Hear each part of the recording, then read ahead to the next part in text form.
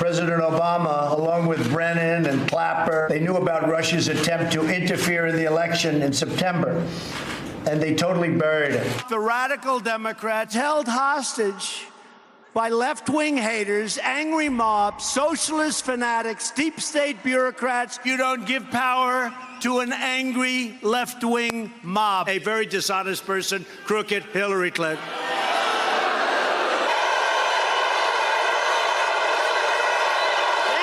The legendary Maxine Waters, a low IQ individual. They'll go to a person holding a sign who gets paid by Soros or somebody, right? That's what happens. These are just dishonest, terrible people. Fake news, enemy of the people. CNN's the worst. I think we need to avoid any kind of false equivalence here. It's not simply the political environment is bad. It is certainly not the case that both sides are responsible. There is only one party here who has called for physical violence, either in rallies or cheered a congressman who body slammed a reporter. There's only one party that is making xenophobia and bigotry really the core argument going down the stretch. There's only one candidate, one political figure who has used the Stalinist term enemy of the people.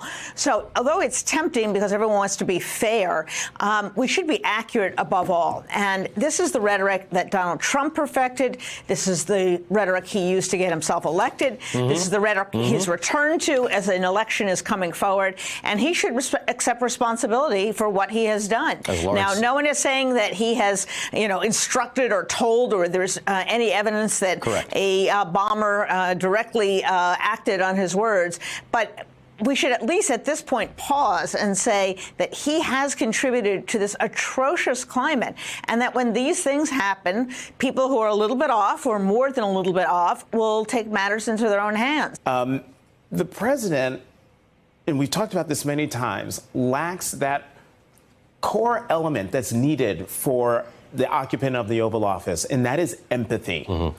He is an empathetic void. In order for him to do what you just suggested any president should do, it would require him to know, not just intellectually, but intuitively, humanly, that people's lives were put at risk.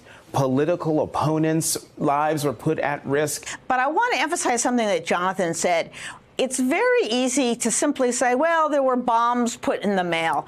I think we should call this what it was, a coordinated attempt at mass assassination. That's right. They were bombs. They were meant to kill people. They were meant to kill people. A whole set of public officials and former public officials for most likely their political views and ideas. And that is an assassination attempt that we have never seen on this scale with this many people in a single day. And I think it's worth noting. And the fact that the president didn't understand the magnitude of the crime here, the magnitude of the domestic terrorism, and it is domestic terrorism, is somewhat concerning. And that's because, of course, for Trump. It really is. For Trump, terrorism isn't terrorism unless there's an Arab he can blame for it. So he doesn't recognize right-wing domestic terrorism as terrorism.